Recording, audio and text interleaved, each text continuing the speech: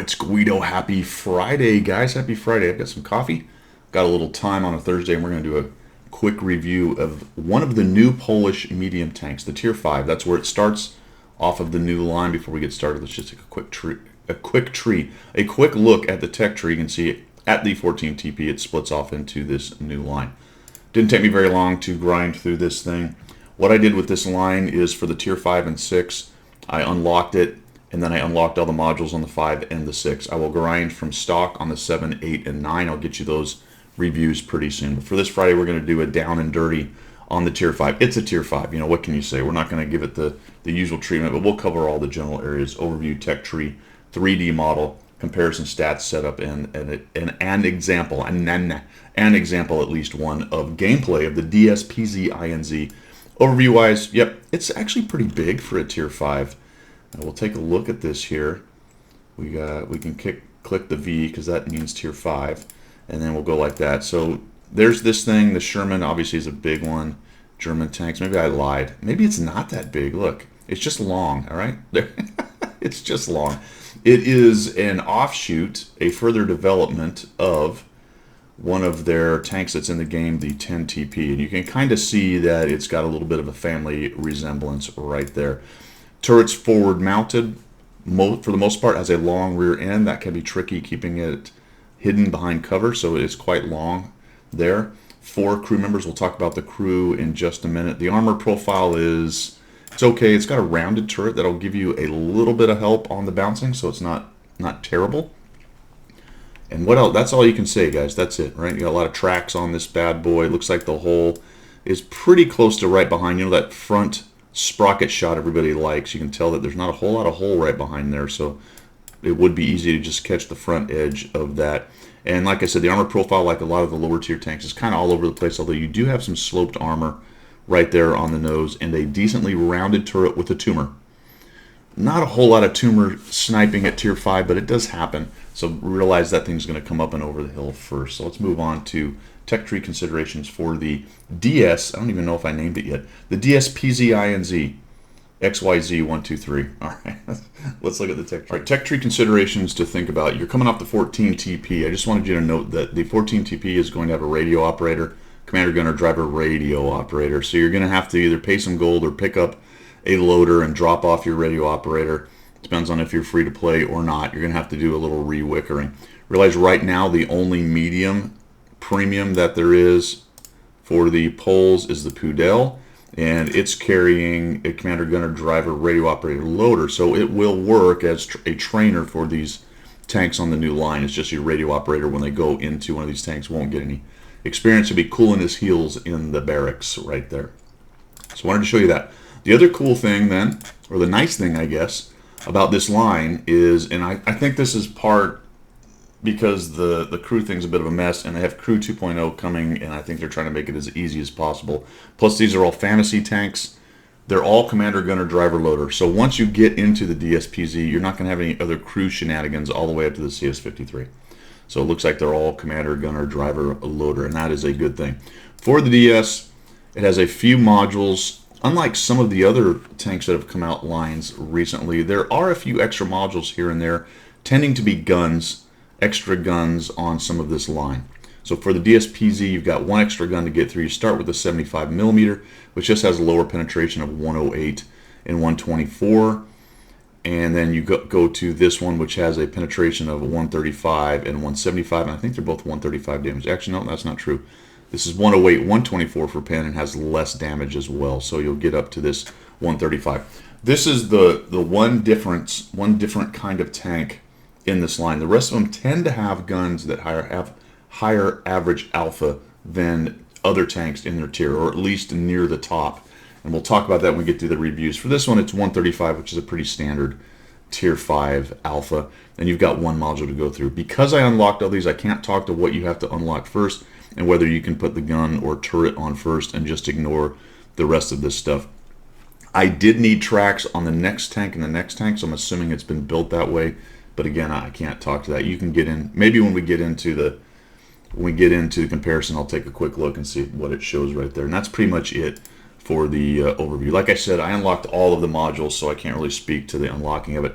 It's very low experience costs because of the ×2 stuff, because of ×5 missions you can get, because of personal reserves, because of the dynamic times whatever it is that you get if you're a premium player. You're going to go through this thing pretty quick. It took me 5 battles. 5 whole battles. So let's take a look at the 3D model. Quick look at the 3D model. You can see it just doesn't have a whole lot of armor. We're talking about 63 up in the turret, 70s. When you get to the edge, it does get that auto bounce, but it's interesting that it doesn't get there until you get right towards the edge. And of course, the tumor is at about 42, which is really thin. The lower plate, bizarrely, with any kind of look down, is kind of auto bounce. So just aim at the big fat top plate. To be quite honest, lower plate is not really worth going after unless you have some kind of look up or level. But once you get slightly higher than it or above it, depending on whether it's just your tank's taller, say a Sherman, or you're slightly higher on terrain, don't aim for that little tiny sliver of lower plate. I don't know why you would, because you got all this other stuff to hit, but there you have it. It's still a rounded turret, so it will give you, like I said, those weird bounces, but it looks like it's thin enough that it's going to struggle even when it gets towards the edge. And I don't know if this model's quite right. Maybe it doesn't. It must not bend around as much as I think right there. I'd have to look at the actual visual model. Let's see if we can take a quick look at that. Not live. I want the visual. Oh, it's not there. Perfect. Oh, there it is. Yeah, I guess it is flatter than you might think right there. That's quite interesting. So it is going to struggle to bounce even with the turret. Again, though, because it's rounded, it tends to get those funnier bounces than you might with other tanks. All right, so that's the 3D model. Let's move on. All right, quick comparison. We'll take a look at this. Remember, I take all the equipment off, all the paint, if the paint can come off, depending on the tank. Put 100% cruise. So there are no bonuses other than the standard tank with top components and 100% cruise on all of these tanks. So we take a look at it. The 135 average damage is pretty high. Oops, I've got the Panzer IV BIS in there. That's a tier 6. Let's get rid of that guy. 135, 135. It's near the top. The 3001 is actually a little overpowered. It exists in a weird spot. It used to be a heavy. Now it's a medium. Now it's a slow heavium. It's a very strange tank, to be quite honest. You can see that its firepower is head and shoulders above everything else right here. But the DZ or PZInz is more along the lines of a Cavalier or a Sherman, whereas the T-34's got that crazy DPM with that really low alpha. So it's more or less average in that respect. Rate of fire is okay, but slower than most of this other stuff. Gun loading is quite a long time for a 135 alpha. I found that to be a little bit odd, and that's played out in the fact that if you look at the average DPM, it's at 1400, which looks to be the worst of the lot. All right, I did okay in this tank. I only played 5 games. I think it's average to slightly below average would be my estimation on this. If you took nothing away from this, I would declare this thing slightly below average, but not terrible. So I'll just put it that way. -8 gun depression is nice until you realize that most things at this tier have really good gun depression, or a lot of things. Even the T-34, Russian tanks known for no gun depression, has a -8, and it's got a quite painful 15 degrees of elevation. So it is going to have some difficulty getting the gun pointing up. Aiming time is nice. That's one of the things where this thing comes through. It does aim pretty quickly, and the dispersion is decent at 0.37, not quite as good as the T-34. That surprised me. I didn't realize the T-34's gun. I didn't realize the T-34 had that much DPM and that accurate of a gun. But 0.37 is usable. It aims quickly, so the gun is relatively comfortable at Tier 5. Nearly every game, and nearly every gun at Tier 5 is kind of awful.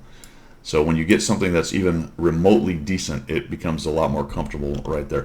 You can look at the armor, 50, it's okay. It's right in the ballpark with most of this stuff. The turret's a little lower than the rest of them.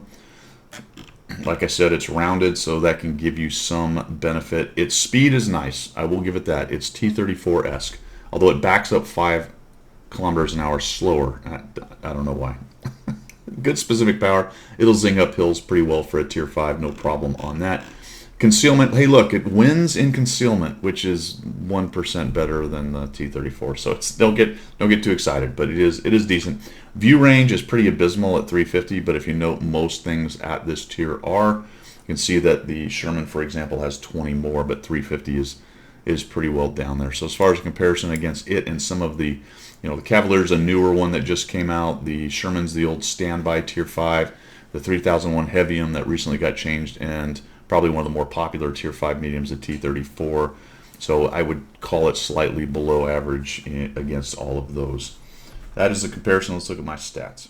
Like I said, it took 5 whole battles. Remember, I unlocked all the modules, so that was pretty quick. I was using personal reserves. I used my times whatever for premium and zing zang zoom. I'm right through it, 60%, whatever. That is a super low number right there. Okay, and it could easily be 0 and 5 or 5 and 0. So 956 though is pretty decent average XP. I would expect that to come down. You'll notice I'm averaging 1400 damage at tier 5. I would also expect that to come down. If you just take a look at the 14 TP, I'm sorry, the 25 TP, we're at 803. So somewhere around 1000 maybe in this tank based on where I am gameplay wise. You can see that the average experience on the 25 TP also at tier 5 is a bit lower. Although the 25 TP is kind of a turd, to be quite honest. So to some extent these new lower tier Polish mediums are following along in that way just a bit. Hits pretty good. That speaks to the accuracy of the gun. 2.9 damage is decent. You would obviously expect that with that high DPM at tier 5 or DPG at tier 5. Again, that's probably going to come down. Destruction ratio is crazy. Obviously I had 5 pretty good games. Armor use, that's what I'm talking about with the turret. It's, to me, even though we looked at the 3D model and tanks.gg and it didn't look that great, I think at tier, based on it being rounded, it actually worked a lot more than I thought it might, to be quite honest. Again, low sample size, but 0.37, that's not an armored beast, but that's a situational piece of armor that's working on occasion. All right, that's what you can take away from that. 1.0, that's a lot of armor. Somewhere near 0, 0 armor. Somewhere in the middle, situational tank, and you're using it right, or you've got a part of that tank that just works. And this one's approaching that area, so you don't trust the turret, but realize that, you know, in a pinch, if you need it, obviously hold down's the best way to go. With -8, it is usable and you can use it. It is usable and you can use it. 363 assist, spotted, yada yada, and I managed a 4 kill with a 2000 damage game. I did have an ace. I got an ace on the 5th game. Those are, when the things come out at the very beginning, the stats are kind of goofy. They put placeholder numbers. Who knows? We'll take a look at that. That's probably the match that I'll show you on the replay. So whether or not that speaks to where the aces will be in the next 5 or 6 months, I can't tell you. But this really feels like a average to slightly below average tank, so I don't expect it to go too crazy. Let's look at my setup. Well, since we've got equipment 2.0, or actually patch 1.10 with equipment 2.0, you can see that this has changed just a little bit. I had all the top modules, as I said. I'm carrying a gun rammer. I have a ventilation class 2, and I'm using the improved rotation just to kind of test it out and see what's going on with that. I don't know, I didn't necessarily notice a lot of difference, but I will say with an 80% hit rate, again, low sample size, but 80% hit rate, this seemed like it made it pretty darn accurate. I think if we come over here, we can take a look, and it only brought it down to 0.37. Of course, a lot of that is on moving and stuff like that. Why is the improved ventilation giving me no bonus? Isn't that interesting? That's crew stuff, never mind. Okay, I'm confused.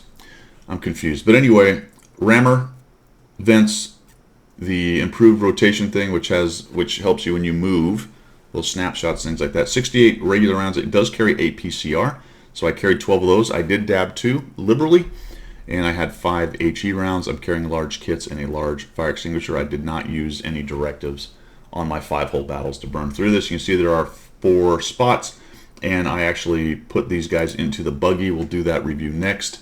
And they looked about like this. They had Brothers in Arms and some extra. I went ahead and bought and made sure I had 6 cents on the tier 5, and so while the crew was good, it wasn't amazing, although it did have the Brothers in Arms, which will help with those stats over there as well, and help with the gun handling in there as well. So that was my setup on that, and let's take a look at an example of gameplay in the DS PZInz ABC 1, 2, 3.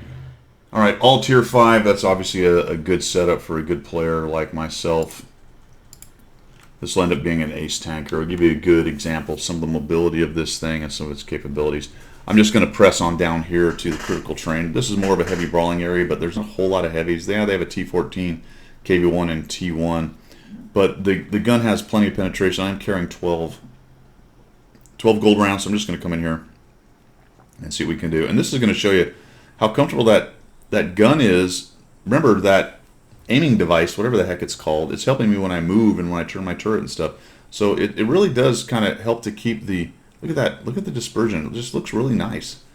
Usually at tier 5, you sort of move and it goes, you know, just breathes out into this giant circle. And this is not bad, actually. It's really helping out. You can just snap a lap at ding dong. And this is a very dangerous situation right here for me.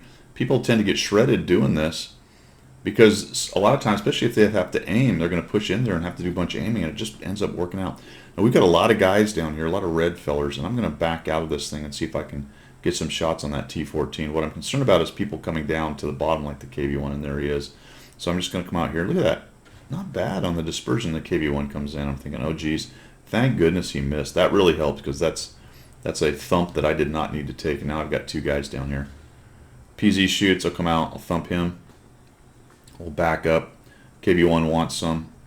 Unfortunately, I bounced, but I know I'm probably going to out-reload him. Not by much. That gun on the KV1, the derp, actually reloads faster than you might think. Panzer IV is living dangerously. Panzer IV-H. Really just tempting this guy to thump him. So I'm trying to figure out how to get rid of this KV1. I know he's got friends up above, and I'm kind of curious where they are. Then the T1 comes down, starts tanking some hits. And when I come around the corner and nobody's there, I'm thinking, ooh, wait a minute. Okay, I think this is time. The time is ripe. I'm going to eat this shot, but let's do this. No, he's going to turn off onto the T1, and then it's going to give me an opportunity to come through, and I'm still spamming the gold, and that has allowed me to pen. Unfortunately, they kill off my T1, and we'll push him. We've got 1,377 damage. I've got another one of these guys up here. We'll just shoot on the run. Gun lets me down that time, but I'm going to cover up against him. I don't want to fight 2 directions. We'll just start shooting these dudes. That bounced, but it did hit. And just look how fast it zooms in and how little the dispersion circle is. Starting at 0.37 and then using the bonuses, the Brothers in Arms, the new device, it really is comfortable. I get thumped pretty hard by the Panzer IV-H, which is another little derping kind of machine. We'll just auto-aim this guy. Boom. Drive-by shooting, right? See how small the dispersion circle was there? Very nice. Does help your 80% hit rate when you're close to your work, right? You don't have to take a whole lot of long-range shots, although some of those snaps and shots at just, you know, the top turrets of things worked out for me. I'm not saying it's going to be automatic just because you're running the new equipment or running this tank. Some of that, a lot of that has a lot to do with RNG, but they hit, right? Probably more often now. As soon as I'm talking about all that, it lets me down. I'm just going to go ahead and ram this guy. But I don't kill him. The LAFH, fellas, is a lot heavier than you might think. There's a lot of armor there. And I kind of lost that exchange, to be quite honest. Gun is damaged, but we get it in there. We shoot another shot into the Bishop, and then we'll try to kill him. There we go. And we end up with the last kill. 4 kills, 2,083 damage, 262 assist. Come out of it with our 55 hit points and damaged gun. Just a quick look. This ends up being an ace tanker at the PZInz gameplay. So let's wrap this thing up, shall we?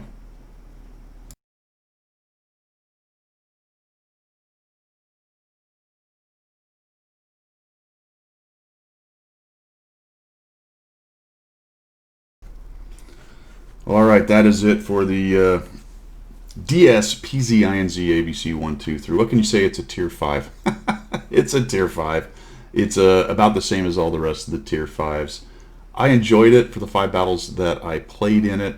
I don't think I would end up with obviously that good of stats after 100 battles. It will be put in my 100 battle challenge, so eventually I'll get to 100 battles in it. Get a little bit better idea of it, but it has to be said it's not bad. It's, again, fully upgraded, so realize that that's how I played it. I think you're going to enjoy it well enough. It's interesting in this game because now at these tiers, tier 5 and lower, because especially if you're running premium and you have a few things built up like personal reserves, stuff like that, you can blast through these pretty quickly. If you're brand new to the game, then it will take a little bit of a grind, but it's not that bad. And really the stock gun is not too far off of the main gun, but it would be a little bit more painful if you're running the stock gun on that thing.